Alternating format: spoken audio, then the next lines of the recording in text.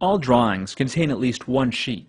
When additional sheets are created, they're managed using the Sheets tab and dialog boxes.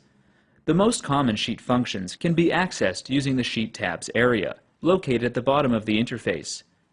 Thumbnail previews of each sheet are shown when the cursor passes over the tabs. You can easily navigate through or switch between sheets by clicking on different tabs. To create a new sheet, click New Sheet from the tab area and enter a name for the sheet in the text box at the top of the graphics area. Pressing Enter accepts the default name. Sheets can also be named or renamed by double-clicking their tabs.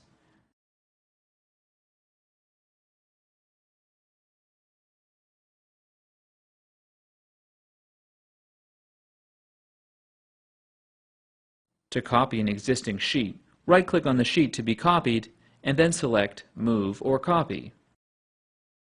Then, in the Move or Copy Sheet dialog box, select where the sheet will be inserted and enable Create a Copy.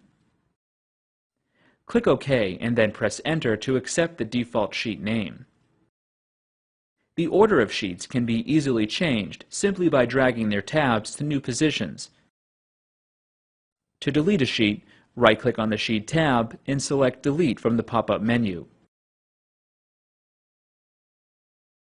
Many times there are different formats applied to different sheets in a drawing.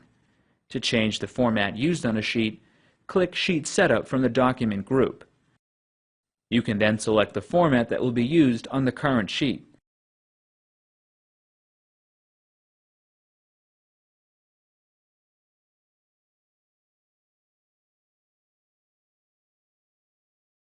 Creo Parametric enables you to easily create, configure, reorder, and delete sheets in your 2D drawings.